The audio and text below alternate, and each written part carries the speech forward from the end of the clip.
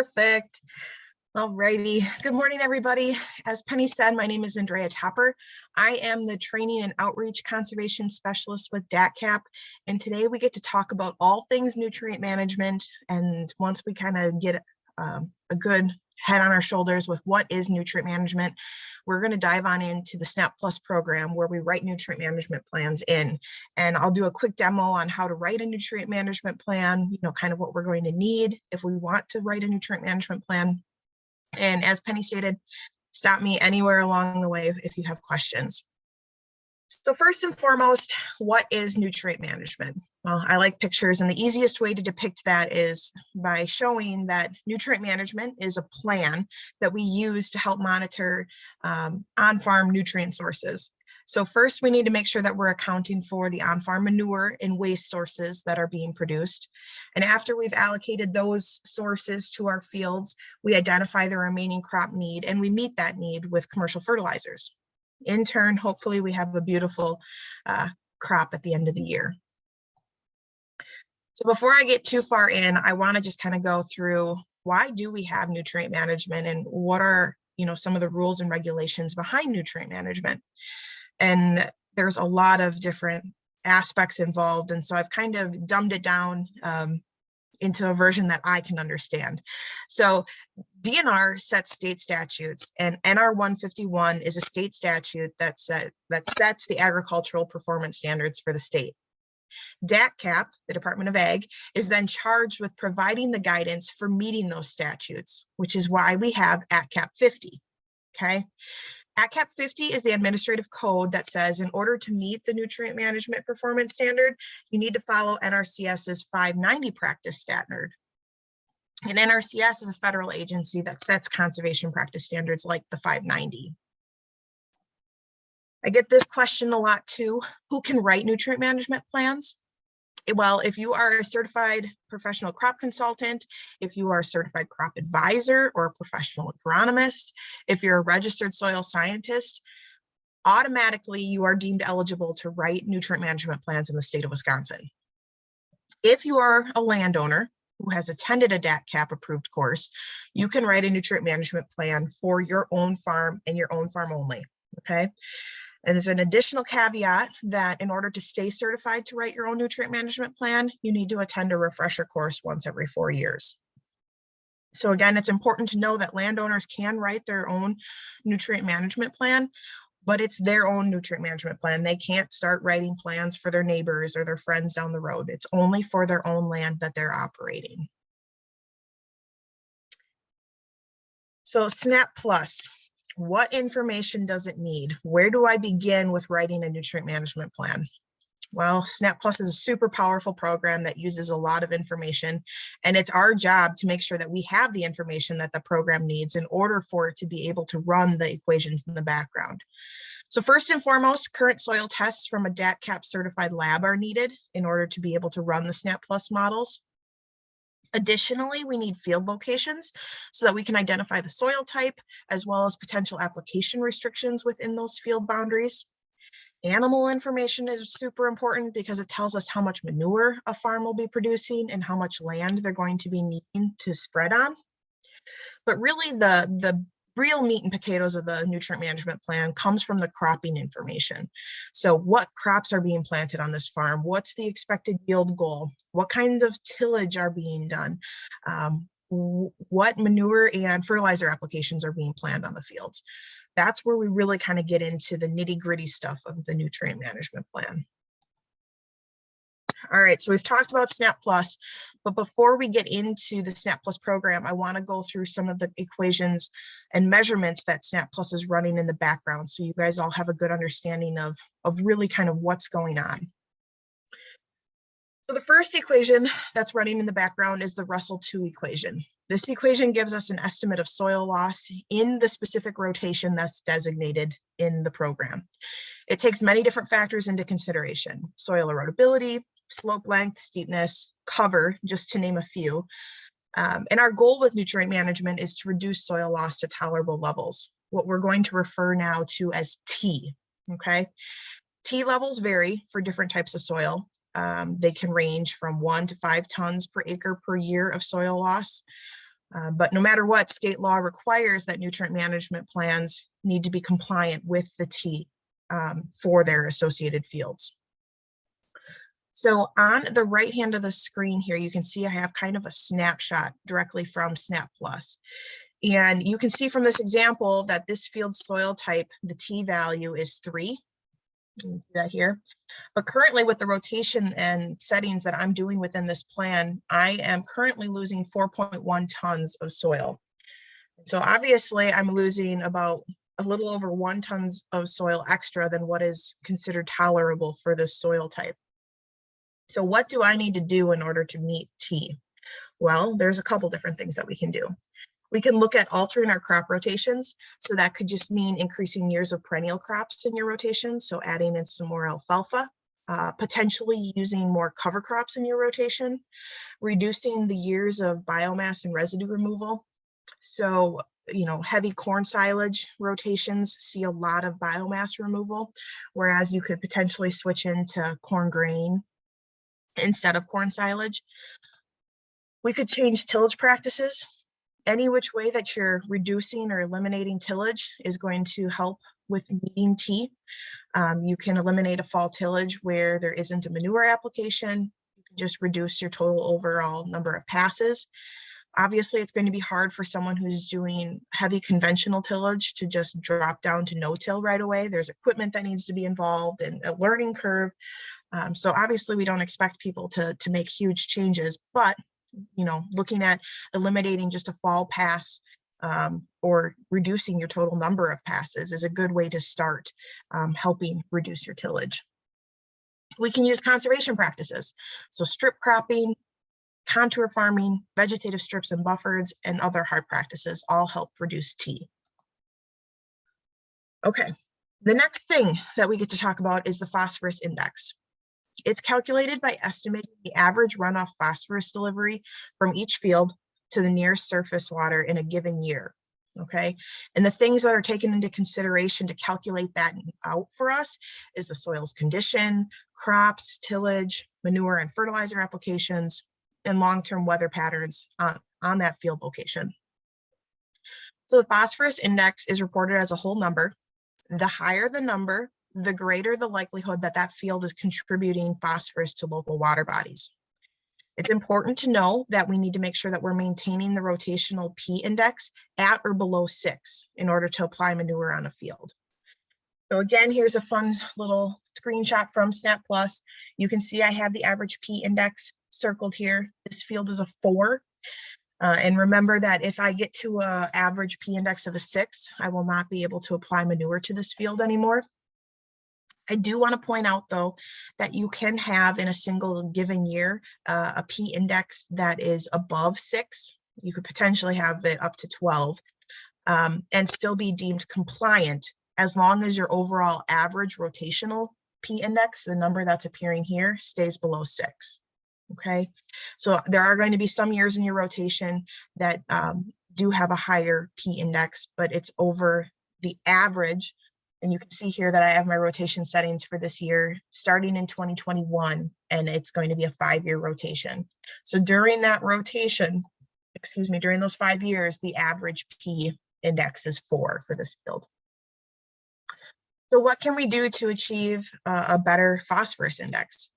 Well, just like meeting T, we can alter our crop rotations, reduce tillage practice, and use conservation practices. But we can also look at our P applications.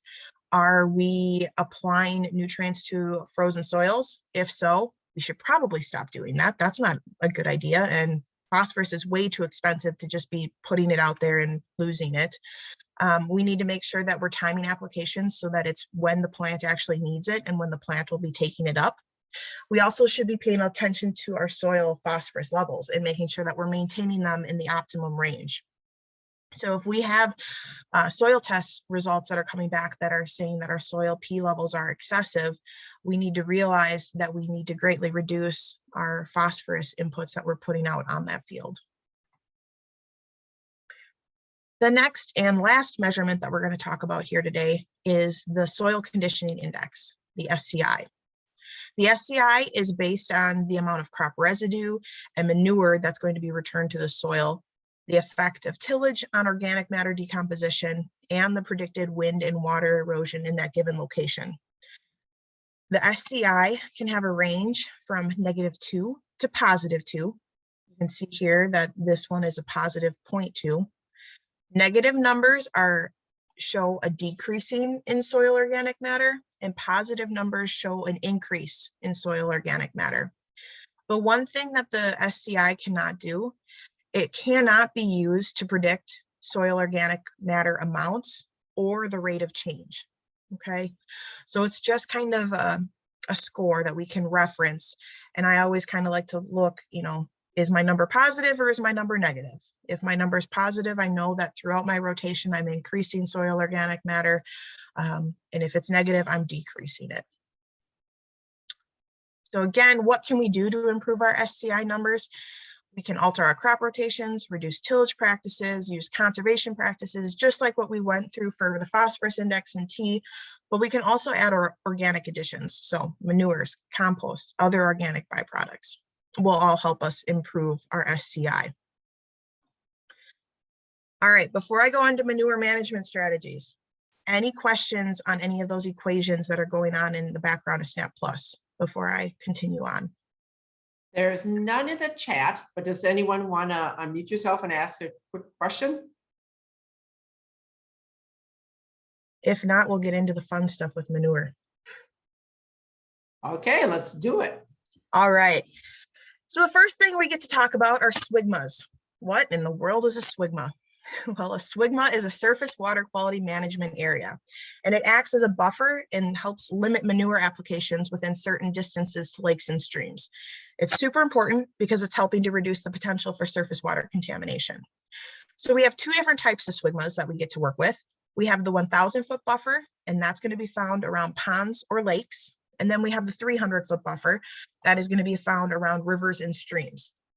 So here's a quick snapshot directly from Snap Maps, and you can see that we have our fields DK4, DK3, DB11, and DK1 mapped out on the screen, but then we also have a ton of different blue hash marks kind of going all over the screen.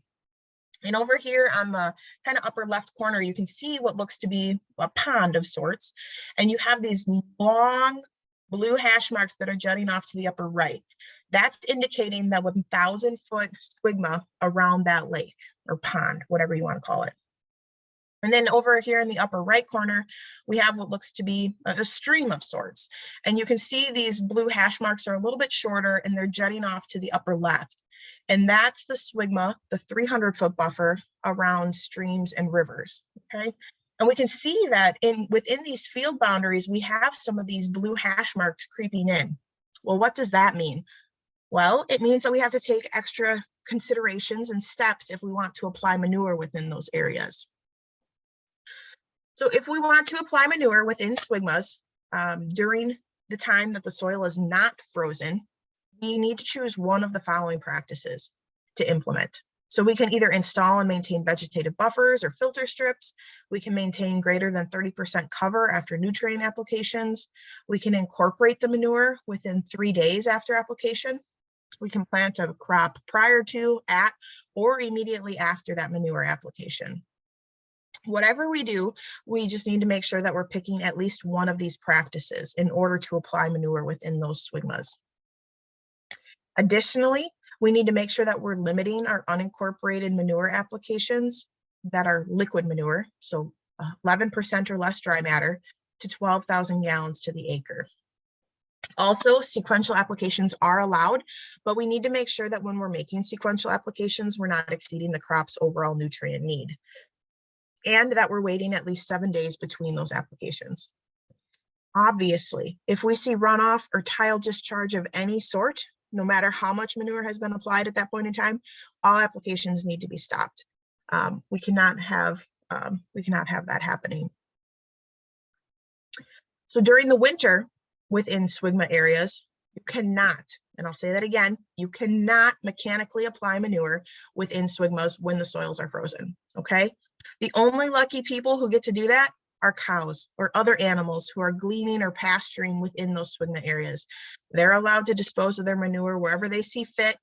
As long as humans are not interfering and mechanically spreading the manure, the animals are cleared and okay to do so in the winter. They're also allowed to do that on all slopes in the winter. So it's not just in, swigmas that they're allowed to dispose of their manure. If they so choose to be on a very steep, slippery hill in the winter, they can also dispose of their manure there if they feel like it. So again, we got this map here. For instance, DK1 down here at the bottom, there's a lot of blue hash marks indicating that there's a heavy swigma here within the upper part of this field. So wherever we're seeing these blue hash marks, we are not allowed to mechanically apply manure. DK3 is a good example, whereas if we went out and we wanted to apply manure in this southeast corner, we could do that. We just need to make sure that we are not going within these swigma locations. All right, wells and other conduits to groundwater.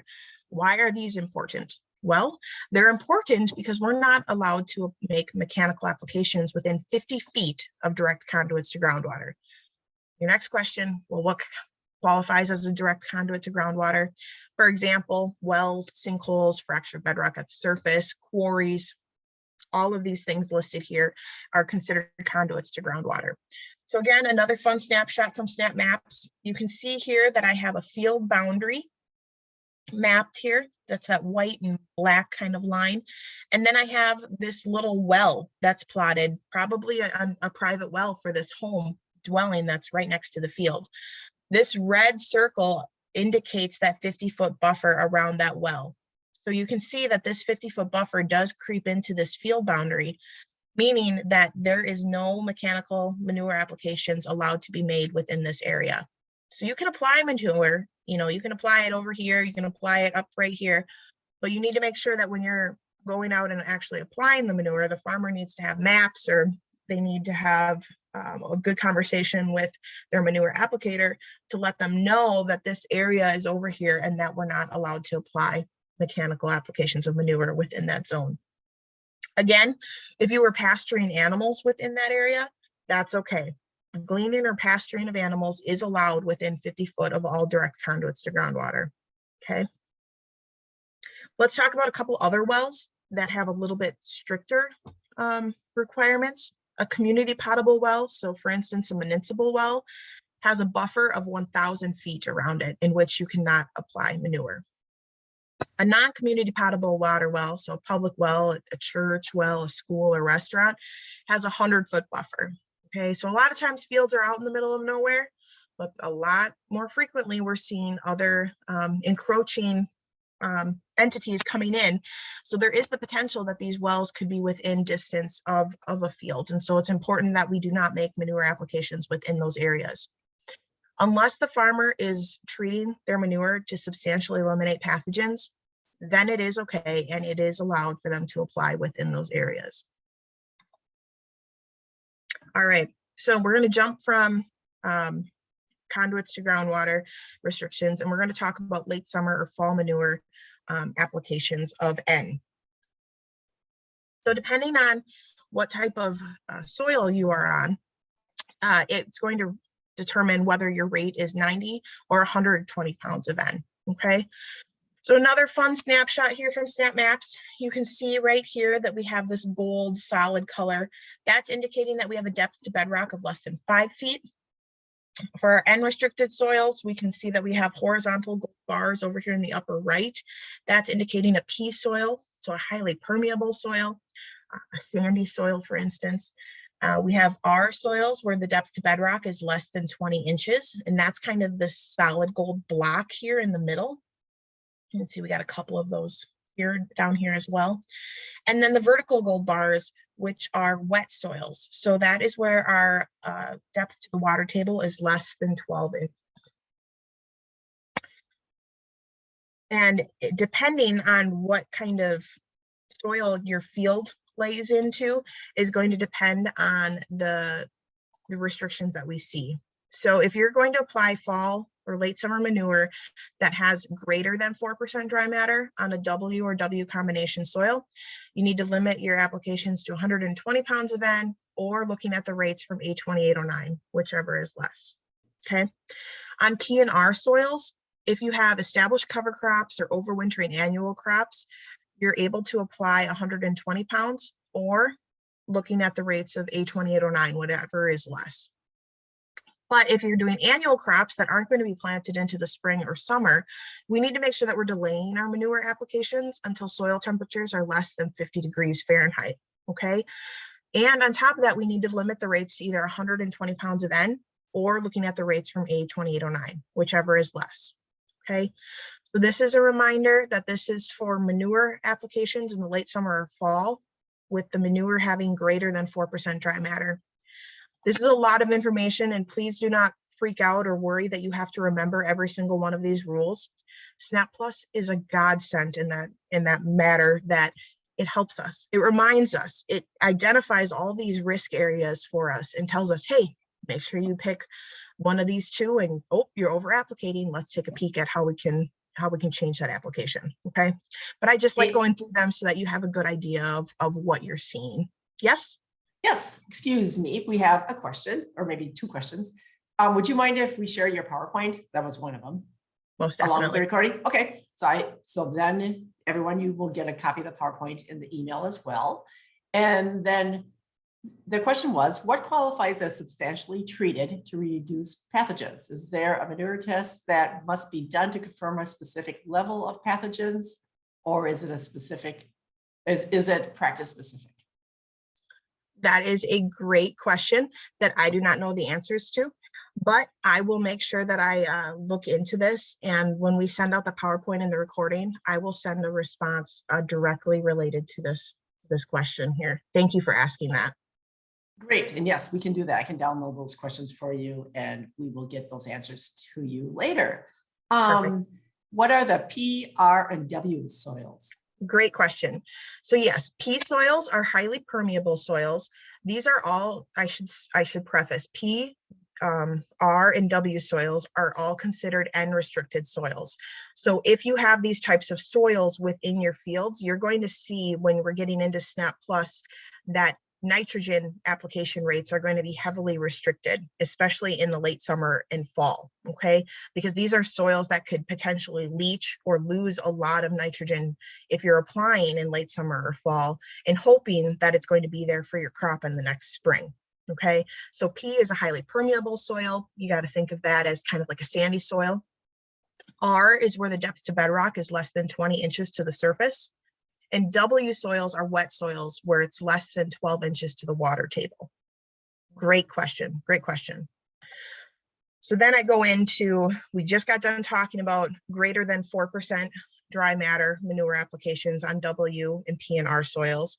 So again, these are highly leachable or risky soils in which we could lose our N, our nitrogen. And so we're going to drastically limit the amount of nitrogen that can be applied to these fields during the late summer and fall seasons. So again, for late summer or fall manure or organic byproducts with less than, so this time less than 4% dry matter, so they're very, very liquidy manure applications. On W or W combination soils, we need to limit them to either 90 pounds of available N, or we can use 120 pounds of N, but you need to do one of the following. So one, you can apply on an established cover crop or an overwintering annual crop or perennial crop. Two, you can use a nitrification inhibitor. Three, you can establish a cover crop within 2 weeks of that manure application. Four, you can surface apply and not incorporate for at least 3 days. Or five, you can delay application until after soil temperatures are less than 50 degrees Fahrenheit. And then on the P and R soils, you need to limit your applications to 120 pounds of available N. You also need to delay the application until soil temperatures are less than 50 degrees. And you need to use a nitrification inhibitor, or you can surface apply and then not incorporate for at least 3 days. Again, a reminder, you do not need to have these memorized. SnapPlus has a button in which we can come in here and select which practices that we're going to be using, okay? All right, winter, let's talk winter. I have beautiful sunny skies out right now, but my ground is still frozen and there's still snow on the ground and things are melting. So this is still considered winter time, okay? When the temperature or snow prevents effective incorporation of manure applications, it's still winter, even though I really want it to be nice and warm in spring. And I will go outside later in a t-shirt, but in nutrient management world, it is still considered winter, okay? So manure applications during this time cannot exceed the phosphorus removal of the following growing season's crop. Okay, on top of that, we need to make sure that we're limiting all winter manure applications to only have 60 pounds of phosphorus or less to the acre. We need to limit liquid manure applications so that it's only 7,000 gallons to the acre going out. And we need to make sure that we're not applying within 300 feet of direct conduits to groundwater during the winter seasons, okay? So before we talked about those, like those private wells have a 50-foot buffer during non-winter seasons. Well, during the winter, all direct conduits to groundwater now have a 300-foot buffer around them. All right, so for winter manure applications on fields where there are slopes greater than 6%, we need to make sure that we're using at least 2 of these practices listed here in order to apply manure on that field. So 1, we can use contour buffer strips or contour strip cropping. 2, we can leave all crop residue and no fall tillage and do no fall tillage. 3, we can apply manure in intermittent strips on no more than 50% of the field at a time. 4, we can apply manure on no more than 25% of the field during each application, and then waiting a minimum of 14 days between applications. 5, we can reduce our manure application rate to 3,500 gallons or 30 pounds of phosphorus, whatever is less. All right, so this is on the situations where our fields have slopes greater than 6%. We need to choose at least 2 of these practices to implement. For winter manure applications where concentrated flow channels are present, we need to again use at least 2 of the practices. So 1 through 5 are the exact same practices that we just went through for greater than 6% slopes, but we do have 2 additional ones down here at the bottom. Number 6, no manure application within 200 feet of all concentrated flow channels. And 7, fall tillage is on the contour and slopes are less than 6%. Okay. All right. Now we've gotten through all the manure rules and regulations. I want to make it known to you guys a couple different resources that I think are super, super handy. So as I stated a little bit earlier, it's gorgeous outside. It's super, well, it's warm for Wisconsin in my mind. But we still have a lot of snow on the ground in some areas. And that means that with these warm temperatures, we're seeing a lot of melting. The ground is still frozen, not allowing for an effective incorporation for manure. So that means that there is going to be some risk, pretty much I would have to assume all over the state right now for potential manure runoff situations, okay? There is a tool out there called the Runoff Risk Advisory Forecast. It's a really, really neat tool that we have that helps us predict the potential risk for manure runoff situations throughout the state. It gives us a daily risk rating. So if you were to go out and look to if you want to apply today, it would either indicate that there is a high risk or a low risk, and it will show you that the ground is still frozen at this time. So in the summer, the forecasting tool looks ahead 3 days into the future. In the winter, it is looking ahead 10 days, just because there is more time that the manure can be sitting exposed up on the frozen surface. But it's a neat tool. I cannot say that it's a get out of jail free card by any means. If a farmer comes up to you and says, well, I looked at the runoff risk advisory forecast and there wasn't a risk, but they did know 2 inches of rain was coming, or, you know, or whatever. But it's a good tool to have in your pocket as county staff or agency staff who have to deal with manure calls, where you can, you know, educate folks on using this tool, and you can yourself look, you know, if you get a call, like, was there a high risk for potential manure runoff situations today? And, you know, it just use it as an education piece. The second thing I want to talk about is SnapMaps. So I've shown you a bunch of screenshots from SnapMaps in my PowerPoint presentation here, and that is the mapping software that's built into SnapPlus. But I want you to know that it's also a standalone software program. So if you wanted to just type in SnapMaps 20 on Google, it'll pop up and you can use SnapMaps without having a database linked to it. Well, what does that mean? Well, that means, for instance, that if you're working with a farmer who doesn't have a nutrient management plan and they are making manure applications, or you're trying to do some education related to manure applications in potentially restricted areas, you could go in there and map out his fields and turn on the restriction layers and show them the potential risk that they have within their fields. So again, it gives you guys a good idea of what the land is able to take in sense of manure applications and the potential risks and restriction layers that are associated with it. And it's just kind of fun to be able to go in there and turn the layers on and be able to see, you know, the county that you're working in, a lot of the different restrictions that you might have. All right, so here is the QR code. Now is your chance to take a screenshot of that, scan it into your app.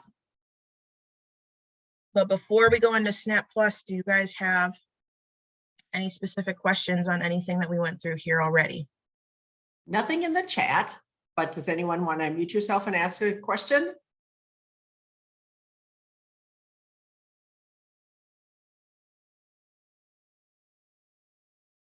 I guess you can move on, Andrea. All right, that sounds good. I'm going to stop sharing and get my other screen up. And we got one quick one. While you get that going, maybe you can do both at once. Why can we graze animals but not spread manure or, on some of those restricted soils? That's a great question.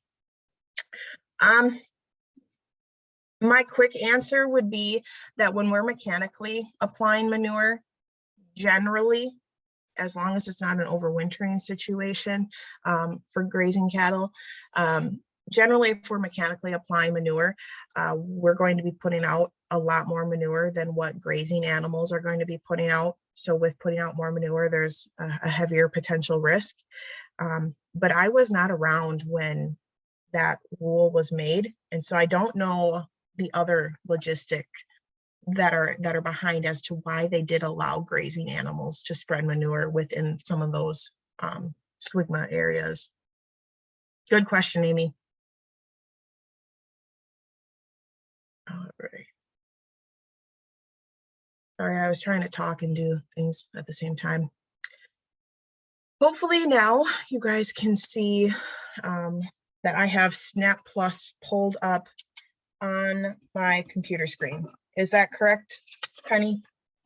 Yes. All righty. So what we're going to do here today is walk through exactly all of the fun steps that we have to take in order to just kind of write a nutrient management plan. We're going to keep it bare bones. I'm not going to show you any fun tips or tricks on how to speed up the process. We'll do that on the next webinar. But first and foremost, when you open up the SnapPlus program, it's automatically going to open up to the last nutrient management plan that you were working on. If it's the first time. Do we want them to interrupt any time now verbally? Is this the time when people can? Yes. So anybody, just unmute yourself or send it through the chat and I will interrupt her. Perfect. Thanks, Penny. So as I was saying, when you open up SnapPlus, it's going to open up the previous farm that you were working on, and you will come up to the file button to be able to navigate to other SnapPlus databases by opening SnapPlus Farm, or you're going to come down here in this situation and click New SnapPlus Farm. This is going to generate making a whole new farm for us, and so we're just going to call this NM Webinar. That's going to be our farm name today. And when I do that, it's going to generate a new database. And what do I mean by database? Database is the file, the SnapPlus database is the file that we use to save our nutrient management plans in the SnapPlus form, okay? So you can see here up at the top, my farm name is NM Webinar, and you can see that the place that it's being saved is the C drive.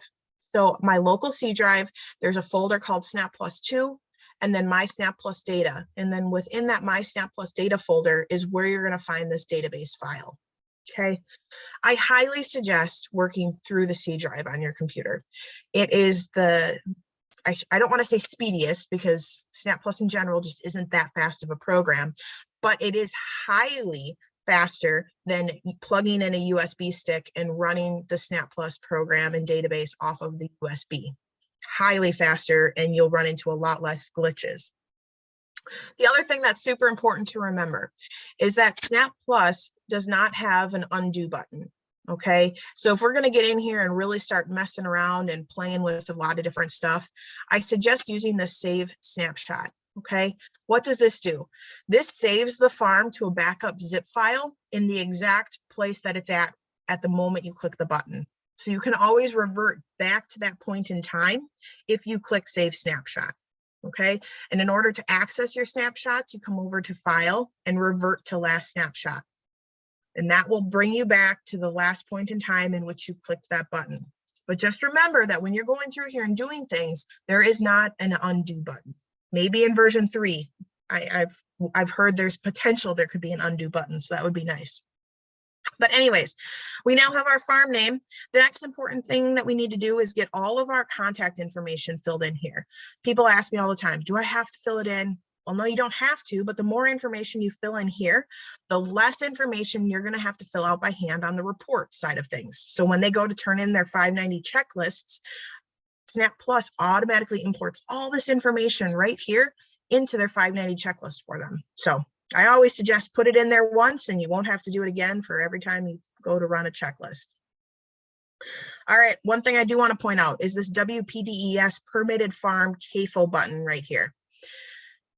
Generally, for a lot of the county staff, when you're working with farmers, you're going to be working with people who are not considered CAFOs. You're going to be working with 590 farms. You do not want to click this button. If you click this button, it's going to turn on the additional restrictions that the DNR has for CAFO farms. You know, if you're ever interested in what those are, feel free to turn that on and kind of play around with it. But just be conscientious that if you have that checked, it's going to run additional restrictions on that farm that you do not need it to. All right, we go down here into this manure nutrient credit section. SnapPlus automatically sets it to do not use second or third year manure credits. Feel free, if you have an interest or you're not on sandy soils, to use second and third year manure credits. On sandier soils, you apply manure, you know, nutrients are leaching through the profile a lot quicker in the sandier soils. So it's hard to determine on whether those second and third year manure credits are really going to be present still in that soil or not. But just know that SnapPlus automatically sets it to do not use. We have this orange button here, document spreader calibration methods. And until I come in here and click this button, every time I go to navigate to a different tab, it's going to be a pop-up saying, don't forget, you need to calibrate or document your calibration, your spreader calibration method. So I'm going to do that now before I get that annoying pop-up every 2 seconds. All right, so it's asking us, how do you calibrate your spreading equipment? Okay, do you use custom applications?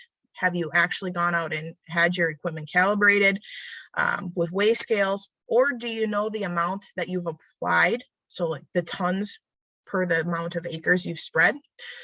Generally, it's an equipment calibration, but it can vary from farm to farm. All right, we're going to continue moving down into the crop section, okay? Here is a nice fun button. Let's click it. Add default crops. What did that do?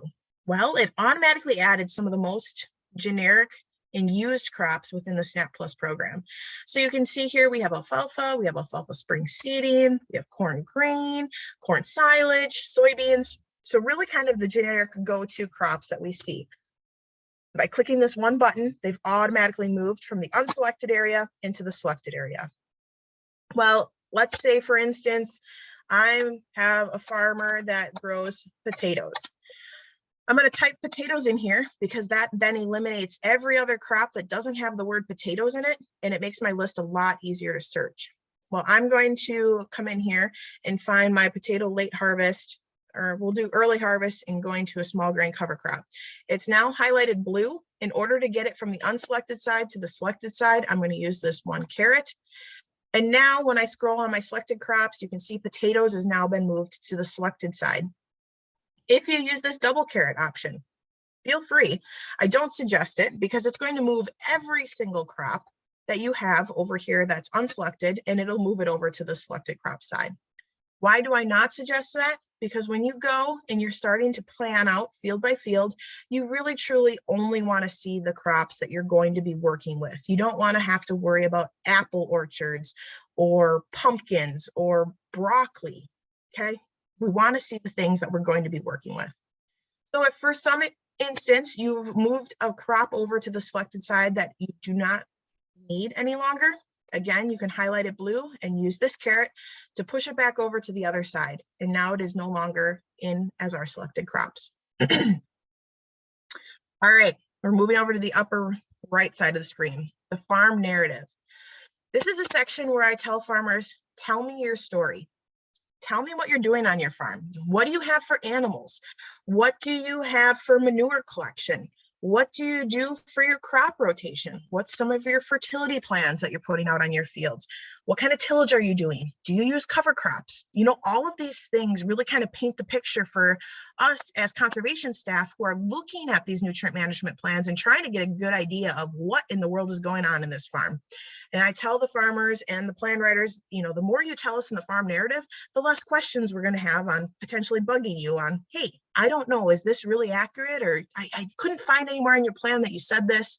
So I always tell people the more information, the better, because then you can have a go-to place to really kind of come back and really see what's going on within this farm.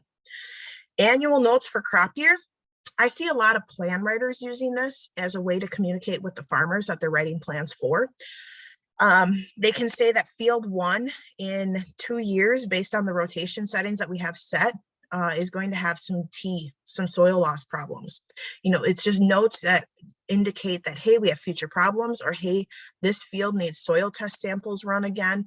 It's just a nice place for the plan writers and farmers, if they're writing their own plans, to keep notes and tabs on things that they either need to do or things that we need to talk about and figure out a new game plan on how we're going to be able to meet T on that field. The last, but also one of the most important things on the farm tab here is we need to select which county we're working in. It works the same exact way as the unselected and selected crops. I'm going to click Adams County and I'm going to move it over to the right-hand side. You can move all the counties over to selected. You can also push them all back as unselected. If you have a farmer that writes a plan or farms within multiple counties, totally okay. We can come down here and we can find the extra counties that they work in, and we can add multiple counties at the same time. Okay, that's not a problem at all. All right, that's the farm screen. As we go through and build this plan, we're going to be slowly moving across these tabs. So the next tab is the soil test tab. Okay, I highly suggest whenever you are working with a farmer to have them get a .csv file. Okay, it's just an Excel version of their soil sample data that you can easily import into SnapPlus. If you don't have that, you can sit here and you can use the plus button that's supposed to be green, but since I don't have any fields yet in the plan, it's not green and the minus isn't red. But you can sit in here and add soil test information sample by sample. And you're going to sit here and you're going to enter in the pH, the organic matter, phosphorus, the potassium, all this stuff. When you can click this one import soil test button, and SnapPlus will do it for you. All right, and that's how I'm going to demonstrate it today, because I truly think that this is the most efficient way to go about importing soil test data. A couple things to consider. Soil samples, in order to stay compliant with the nutrient management plan, 1 sample for every 5 acres, and it needs to be sampled once every 4 years. On top of that, we need to make sure that we're sending our samples to a certified DATCAP lab, okay? All right, import soil test. I'm going to open this up. It's going to automatically open up my file structure. I'm going to come into my, here, and I'm going to go here, and I find my 2021 soil data. I'm going to click open. SnapPlus is going to do some thinking. Other things that I should mention while this is doing the thinking, it's very important that when you're importing soil test data from a CSV file, that the field name that you have on the soil test report matches what is in the SnapPlus database. If it does not match, and I mean if there is, like for this right here, field 2 has field space 2. If I would have imported a sample that said field no space in 2 right next to the D, it would generate a new field, because SnapPlus is not able to determine the difference between a space and not a space in the field names. Okay, so a lot of times you'll have people who are importing soil test data in, and they're not double checking their field names as to what is in SnapPlus and as to what was pulled for soil samples out in the field. And a lot of times you'll get duplicate fields, or you'll just get a mess. So just be conscientious of that. All right, so this is just warning me new fields are detected. Well, yes, of course, new fields will be detected because this is a brand new plan. So you can see here that all of the soil sample data from that .csv file, which is just an Excel document, has been pulled in for me. And now I need to get this information into my SnapPlus plan. I'm going to click this button down here, import to SnapPlus. Okay. It says new fields will be added. Do I want to continue? Yes. And it says, since I selected 2 counties in the beginning, it's going to ask me which county is going to be for these fields. And I just selected field 1. Or I just selected Adams in this instance. I can change it when I map out my fields. So it tells me, yep. Does the program save as you go, or do you need to remember to choose to save it? Such a great question. Yes, SnapPlus automatically saves. Every time you click, every time you do anything, the program automatically saves. But if you are a save worrywart kind of like me, you can come into this file button in the upper left and click Save Farm, and it will save from that exact moment in which you clicked the button. Super great question. Thank you for asking that. All right, so now you can see up here at the top that we have the field, and now we have field 1 and field 2. In order to see the specific soil test results related to field 2, you need to make sure that you have field 2 selected up here at the top. This section here is the average soil test numbers that SnapPlus has pulled based on all of these individual soil test results down here at the bottom. Okay, so that's the soil test tab. Import. You can use a CSV, nice and quick.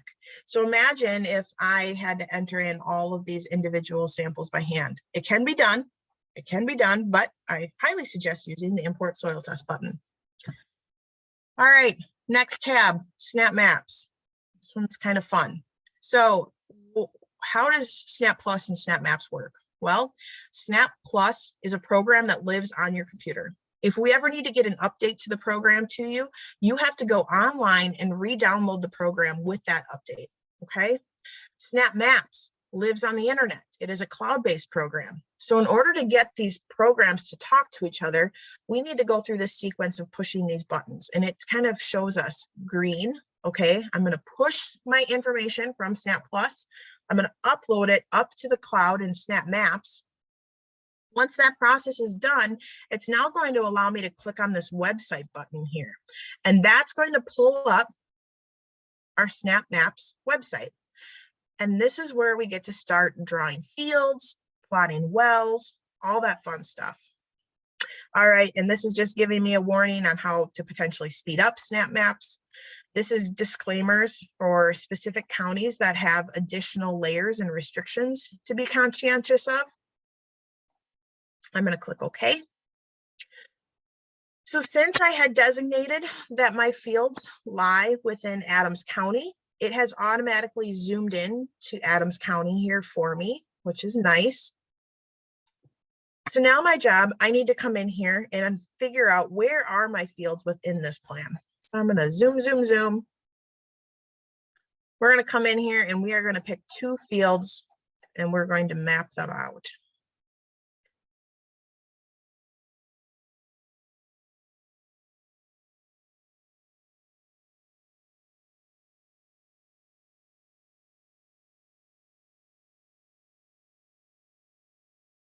Right.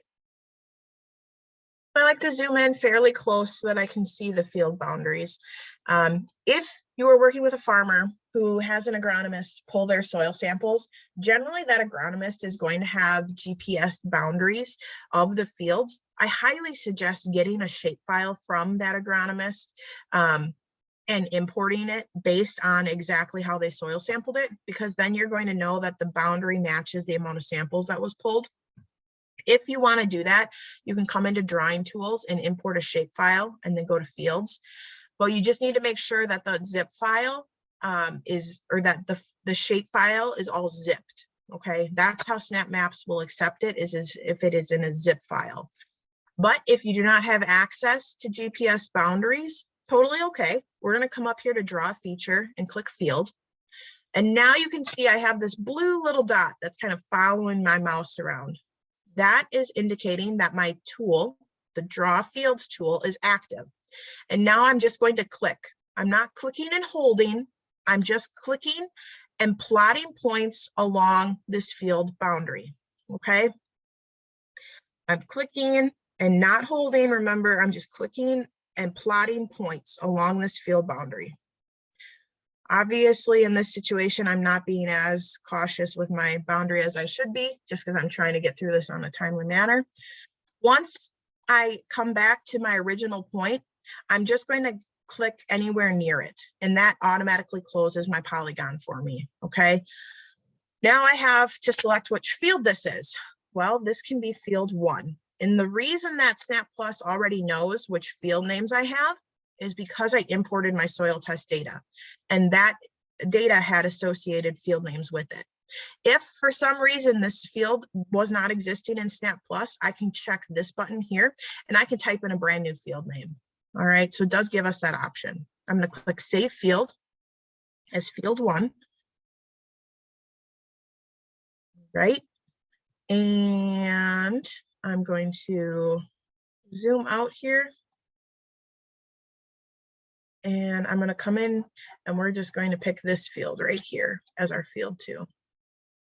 And again, I'm just using my mouse to zoom in and out, and I am clicking and dragging, and I'm holding my mouse now to be able to move the screen around. So in order to start plotting, I'm going to just click. Again, I'm not holding down the mouse. I'm clicking and plotting my points around this field. This will be my field 2. Again, I'm coming up to where I originally started, and you can see that that dot wants to go exactly right where to that beginning point was. I'm going to click to finish that field, and I'm going to choose this as field 2, save field. Alrighty, so now we have our fields drawn. That's awesome. All right, a couple other things that we need to do. We talked a lot about wells during the first presentation. Let's come in here and make sure that we have all of our wells plotted properly. We're going to go up to Drawing Tools, Draw a Feature, and we're going to come down here to Point. Okay, now we can create a couple different types of points. Automatically, it pops up as a private drinking well. And then down here, we have a bunch of different options. We can choose irrigation wells, public wells, tile inlets and outlets, but let's just stick with private drinking wells. Over here near this field, I can see that we have a residence. So I'm going to zoom in here. I'm going to do the best that I can to identify where their private well might be. I see that the house is, looks like the house is right here. I'm going to assume that the well is over here. Once I've done that, the well and the boundary of that 50-foot radius automatically appears. Okay. And let's, because we're in Adams County and these are giant fields compared to a lot of the rest of the state, let's just say that there's an irrigation well right here. Okay, so now you can see that that's a little bit different. That's a gray dot versus the red private well. So again, you just come through here and you add in all of your point features. When you're done, you click Stop Creating Point Features. All right. You can do a lot within SnapMaps here, and I could just do one whole presentation on SnapMaps. But when we come in here, you can draw features, you can draw concentrated flow channels, you can draw exclusion areas. So for instance, over here on this field, it looks like we have either a rock or a high ledge or something funky going on inside this field, or maybe it's just a wet hole. It looks like a wet hole. So we can come in here, draw a feature, and we can come into this exclusion area. This area within this field is obviously not being farmed. And so I'm just going to mark it as an exclusion area. And I'm going to just say that it's not farmed. You can choose, different options, but here It's just not farmed. Okay, so that makes that fun little layer above that feature. But you can edit features. So if the field boundary changes, you can come in here and click the fields button. And then in order to select a field that you want to change the boundary on, all you have to do is click within that field. It's going to turn it yellow. Okay, and you can see that again, this blue little dot is following me. I can take, by clicking and dragging, I can move these original vertice points that I plotted to fix the field boundary. When I'm done, I just click Save Field, and the boundary will automatically adjust. Okay, a lot of other things that you can do in here. You can just delete features. We'll get probably more into these other things in more an advanced class that we'll have, I believe, in about 2 weeks. All right, let's talk about some of these restriction layers. Okay, I'm just going to click turn all of them on or all of them off. We're going to have them on. So what are these restriction layers? Well, it's those SWGMAs we talked about, those surface water quality management areas. It's where the depth to bedrock is less than 5 feet. It's where we have highly permeable soils, depth to bedrock is less than 20 inches, or wet soils. Also just general nutrient prohibited areas, and then a winter only prohibited area. Okay, so let's zoom out and just kind of see what we're looking at. I think I picked a general overall pretty boring area. No shame against Adams County, but we just don't have any water bodies right near us that would be flagging these fields for SWGMAs or anything. But we do have some stuff over here that we should be conscientious of where our depth to bedrock in these areas is less than 5 feet. So we do have a little tiny smidgen overlap in the far northwest corner of this field. Otherwise, I picked a pretty easy spot for a farmer or plan writer to write a plan because there really aren't any restrictions that are being turned on. I highly suggest that you spend a lot of time looking at all of these layers because there are so many layers. There's so many layers. And if you are on the eastern side of the state, Silurian is a huge deal. And you can kind of come in here and take a peek at some of these Silurian layers. I see the chat says things too. I think it was more of a comment. You see it Okay. there? Oh, yes, Stefan's perfect. I appreciate your comment, Stefan. I'll have to read that later. Okay.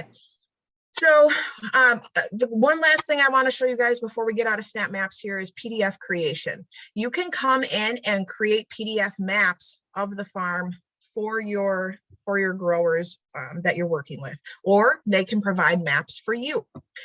So you can do a bunch of different stuff, but quick and easy. I'm just going to keep it as landscape layout and click done. It's going to automatically populate a PDF here for me. I'm going to open that. And then you can see the fun little map that Snap Maps was able to produce for me. I had those layers turned on, so you can see the layers will still be associated within my map. The one thing that is really finicky about the program, and I'm hoping gets fixed with version 3, is the way that if you need to designate your mapping print area, because now only field 2 is visible and field 1 isn't. So that's kind of a frustrating little bug. But again, if you have patience and you can sit there and mess with it, you can get some nice maps to appear. All right, that's the quick and dirty with Snap Maps. Now, to get all of the information from Snap Maps, we need to pull that information back down into the SnapPlus program. So I'm going to open up down here at the bottom my SnapPlus program, and you can now see that the download button is green. So I'm going to click that, pull that data back into the plan.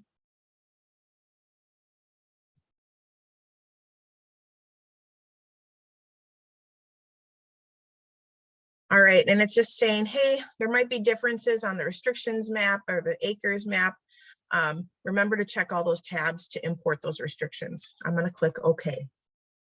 So anywhere here that we're seeing this golden color, whether it's darker or lighter, this is all information that is new to SnapPlus. Okay, so this is information that we brought in from Snap Maps that needs to be imported into the SnapPlus program. So yes, it's here. It looks like it's in the SnapPlus program, but it's not. We have one more final step. Down here at the bottom left corner, import highlighted cells. Once I click that, it's going to automatically clear our restrictions, or our, I shouldn't say restrictions, our information, so our soil type, our slope length, all of that fun stuff. Now it's no longer gold. It's automatically now in the SnapPlus program. But what it automatically did was, after I did that, it brought me to the SnapMap restrictions. So I have an irrigation well restriction I need to be conscientious of, and then that depth to bedrock where it was less than 5 feet in that northwest corner of that field. I'm gonna have to pull those restrictions in. So again, I'm gonna click import highlighted cells. It's gonna go from dark gold to kind of this pale color, and that tells me that yes, I did import that information into the SnapPlus program. Quick thing to be conscientious of while you're working, if you are working on a plan that's years old, and so there's a lot of data or history with it, in this upload year here, you can go back to previous years. Basically, whatever years are built within the plan, you can go and upload different years. And that allows you, when you're in SnapMaps, to come to this field properties list, and you can come in here and run different reports for fields. So this is kind of a cool thing that farmers really enjoy, is being able to see color-coded maps. So you can see that since I have my soil test data imported into SnapMaps or into SnapPlus, I can run this organic matter percentage report, and it'll, produce a map for me based on where my organic matter percentage is, whether I need lime, so you can do a bunch of different stuff, and these fields currently do not need lime. But that's something that I've had a couple questions through the SnapPlus support email on, is I want to go back and I want to run a report for my soil tests back in 2020. Well, before you go into SnapMaps, you need to make sure that you change your upload year right here. And since this is a new plan, I can only do 2022. Okay, that's SnapMaps in a nutshell. We're going to move on to the Fields tab. Okay, so the Fields tab, the couple important things that I want you guys to take away from this tab is this active button, okay? There's a lot of times that farmers are changing land with renters. They're no longer renting some land, and their plan is constantly changing because the acres they're running is constantly changing. So the best way for them to kind of update that within their plan is, let's just say I'm no longer going to be farming field 1 this year. I'm going to uncheck it.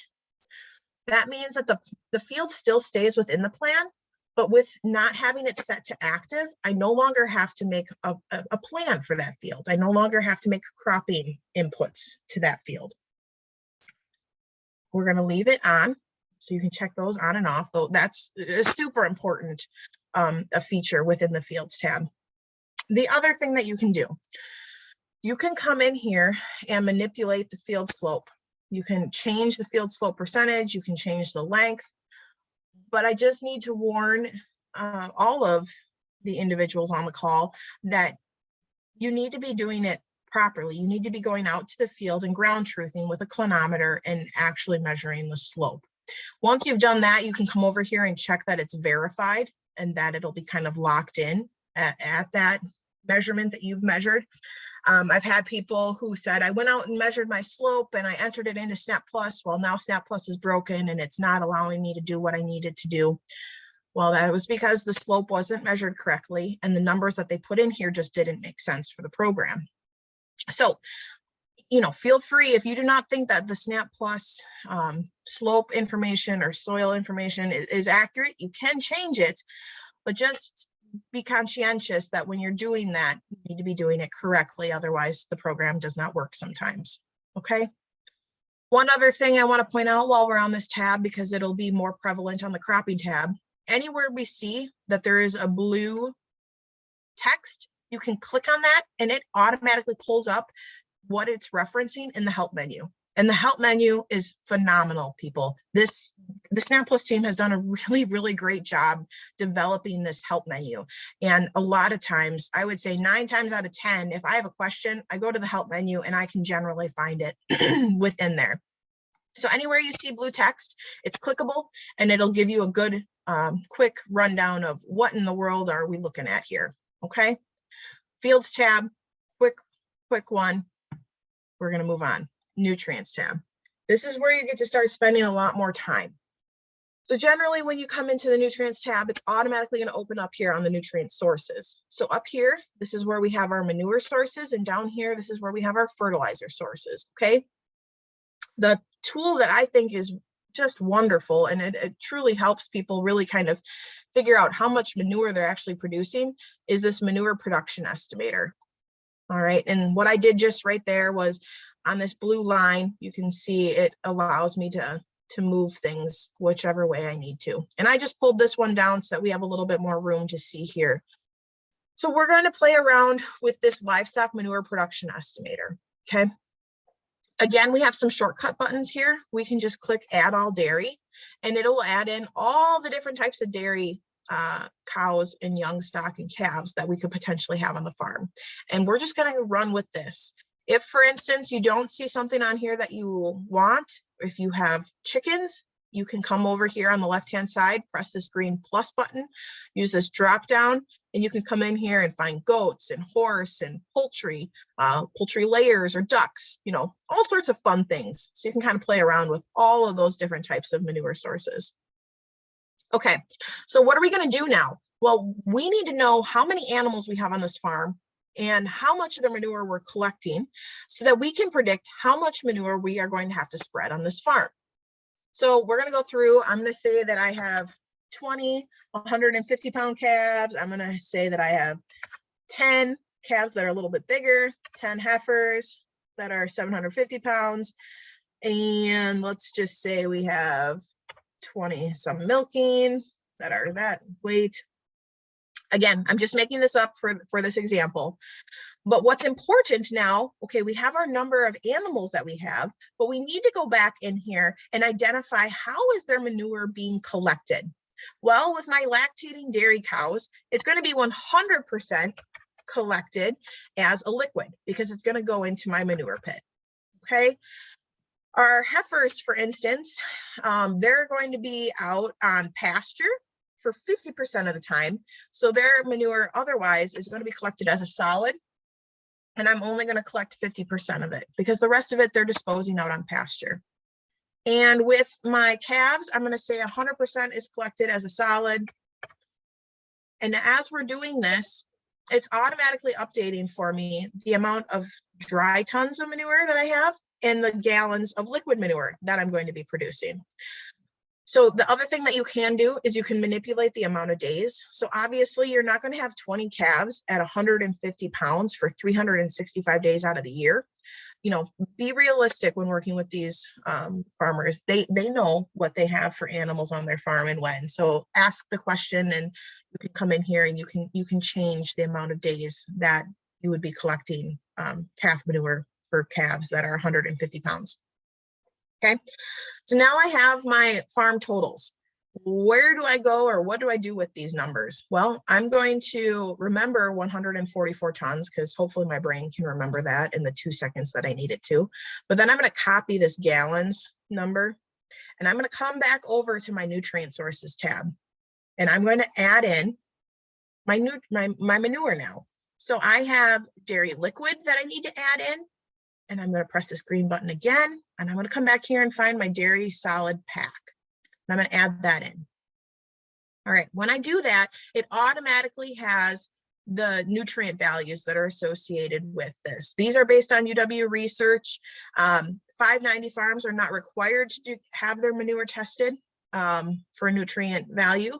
Highly suggest it because they're going to get a lot more bang for their buck if they do know what their nutrient value is within their manure. But again, it's not required on 590 farms. All right, so our dairy solid manure was 144 tons. I'm typing this in our known annual volume, and I'm coming over here and I'm pasting the larger number of the gallons of liquid manure that we produced. So what does this do?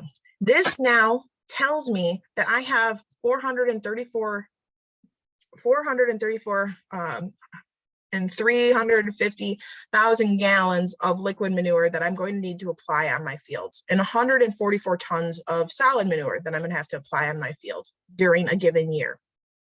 Okay, So that's the manure. We got the manure taken care of. Now we're going to come down here and we are going to add in our fertilizer sources that we're going to be using. Again, I clicked that green plus button, and then I'm going to come in here and I'm going to look and I'm going to find my different fertilizer sources that I'm going to potentially be using in my cropping rotation. So I added in DAP, I added in some urea, I can add in some potash, so some potassium, and let's just find a starter of some sort. Okay, so what happens if you look at this list and the starter that the farmer uses isn't in here, or the fertilizer isn't what they need? You can click new fertilizer, click OK, and now you can come in here, type in your new fertilizer name, and enter in the percentage of each of the nutrients, and you can make your own fertilizer. You can also designate whether it's an inhibitor or a slow release product for any of your nitrogen sources. So we added urea before, but now, I have a urea that is coated with a slow release product. Okay, so now it's identified as a slow release nitrogen fertilizer, and I can say that this is slow release urea. Okay, and now that will get added to my fertilizer list. I didn't have to type it in, it named it for me, but all right. So that's the nutrients tab, okay? Lots of stuff to do here. What did we do? We went to the manure production estimator, we entered in our animals, we figured out how much is going to be collected and spread as a liquid. We took our numbers here and we entered them in on the nutrient sources tab under the dairy liquid and dairy solid that we chose.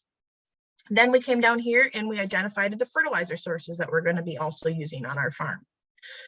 Lots of other fun things on this that we'll dive into in a more advanced class. But again, some really awesome features that you can kind of explore on your own. All right, we're going on to the cropping tab. So way back in the beginning of the presentation, I said that this is really where the meat and potatoes of the plan comes together. It's true.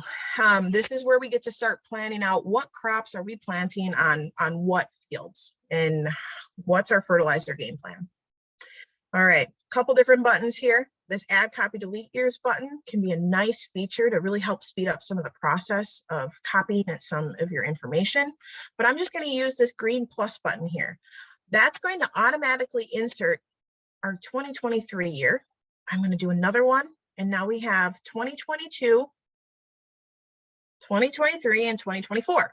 But 2022 is black here, and this is shaded out. What does that mean? Well, that means that my rotation settings aren't set correctly, okay? We saw this screenshot a lot in my earlier presentations when we were talking about T and average P index.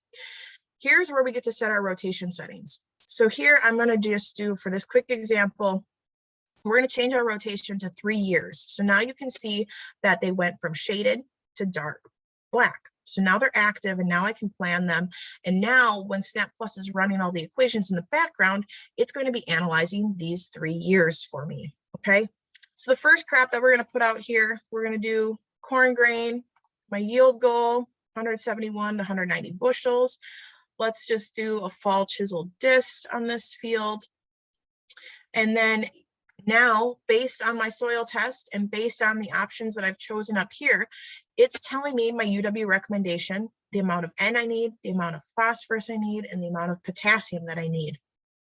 So down here is my tally. This is showing me I'm either over or under. Well, currently I don't have any nutrients applied on this field, so I am under. Well, let's add some nutrients to this field and get it a little bit happier, okay? In order to do that, you can click on any of these zeros within this year's manure or this year's fertilizer. So I'm just going to click here. That's going to automatically open up the nutrient application planner. I promise if you didn't watch me do that, you would have no idea how to get this back open. It doesn't really tell you nicely that you need to click on these zeros to be able to get this box to open up. Okay, across the top here, we have our nutrient sources. So we have our manure sources, and it shows us how much manure we have available, and we shows us our planned applications and the amount remaining. So that's why it's really important to get that information in here, because now when we're making our applications, you can keep a running tally, seeing how much, manure and you have left. Okay, so over here on the left is where we'll make a manure application. Over here on the right is where we make fertilizer applications. Manure applications are kind of tricky to think through. When you apply manure, you are generally applying it potentially in the fall. Well, if you're applying it in the fall, let's say last year, for example, fall 2021, when is that manure supposed to, be providing nutrients for which crop? It's not for the crop you just harvested in 2021, it's for the crop in 2022. Okay, so when we think that way, we need to think that if we applied manure in the fall of 2021, we need to say that it's happening as a fall application within our 2022 crop year, because that is when the nutrients of the manure are going to be applied, is to our 2022 crop. Okay, so we're going to do dairy liquid fall. We're going to say it's incorporated, and we'll just say that we put out 10,000 gallons. We'll click enter.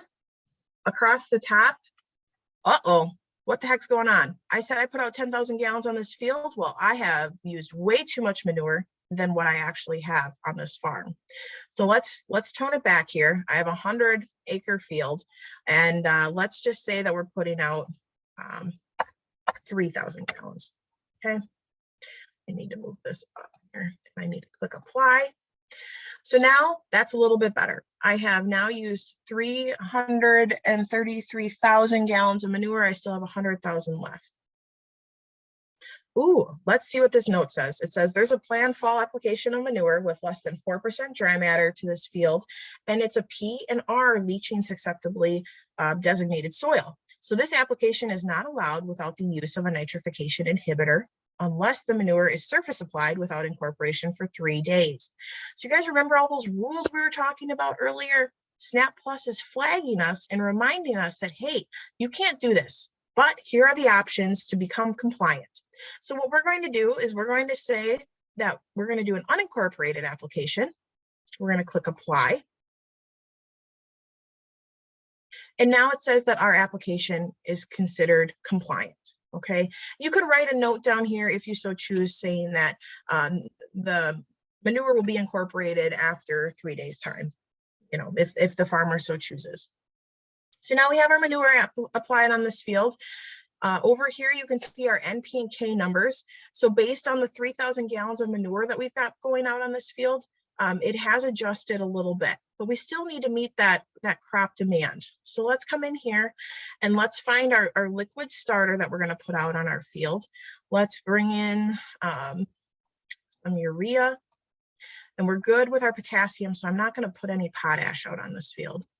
So we're going to say that our starter, we're going to be putting it on in the spring.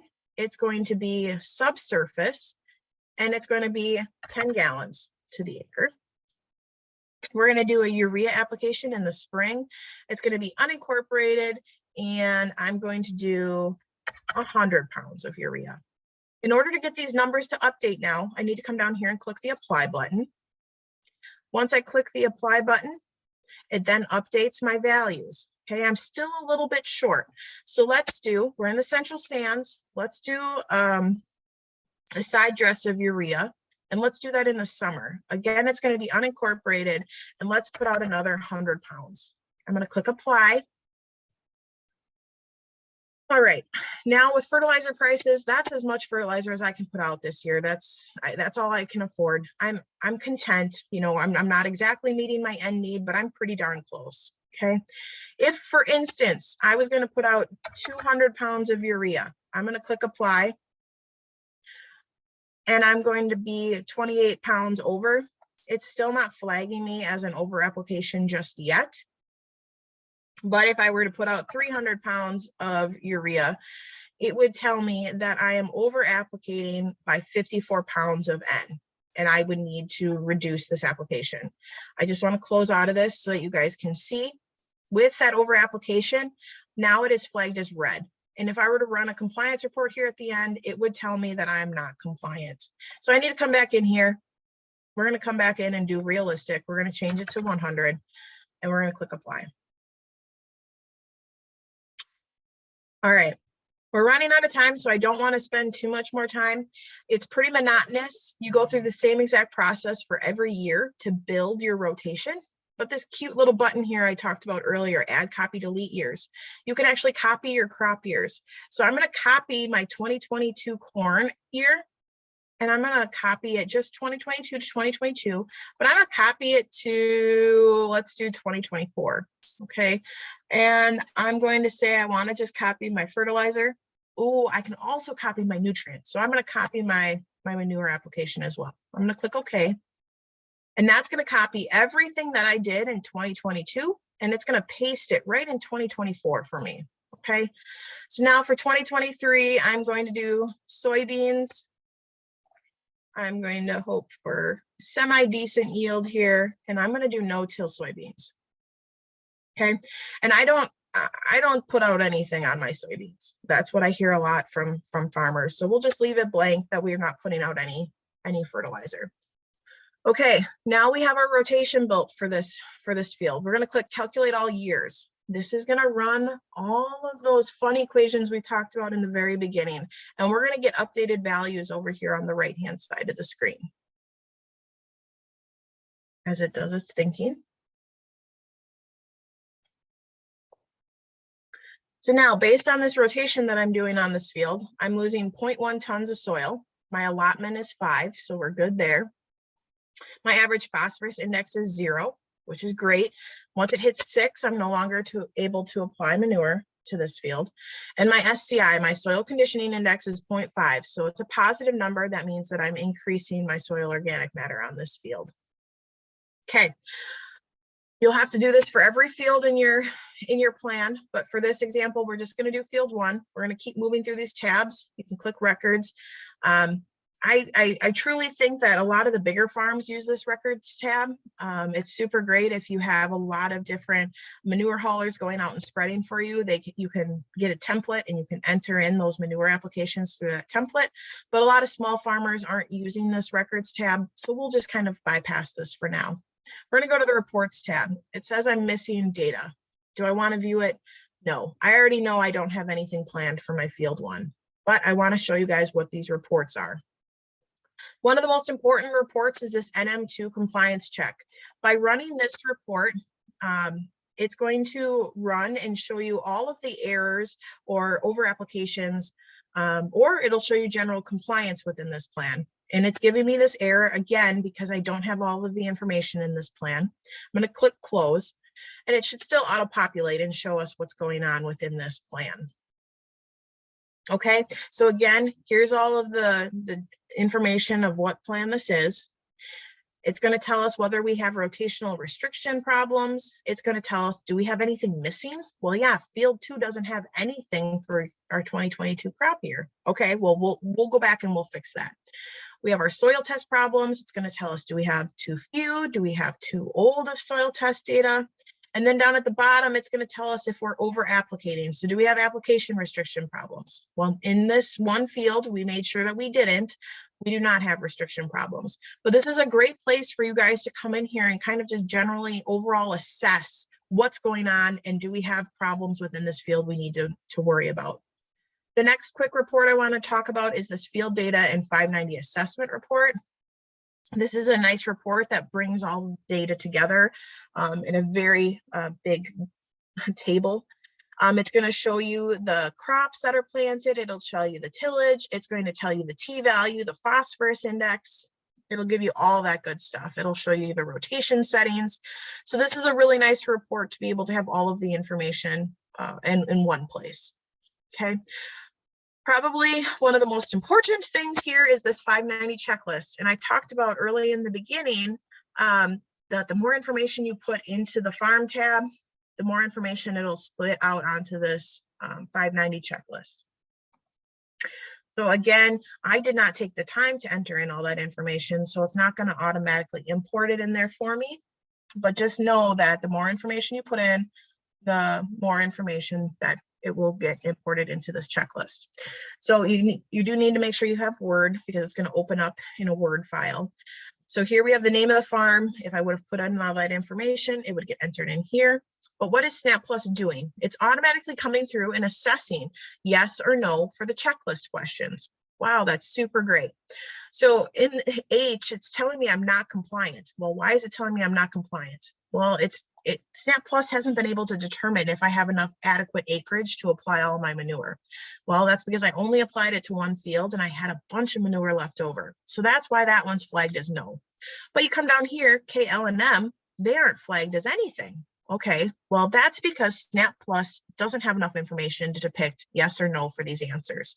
So it's really important that you remind plan writers and farmers that they need to come through and check these themselves, okay? So then the plan writer or the farmer comes down here and signs the plan, and then they turn in the plan to you and the checklist, okay? So that's quick, very quick. The next time we will dive into understanding more of the 590 checklist and how to review that to make sure that they're meeting compliance. But I'll just say that there's a lot of other reports in here that are super, super great to use. So play around. The producer's plan is a wonderful report that I give to a lot of the farmers that I work with, because it tells them exactly how much fertilizer and manure they're applying to their fields. But also spreading plans, you know, just spend some time. I can't go through all of them here today, but that is the quick walkthrough of SnapPlus and how to write a plan within SnapPlus.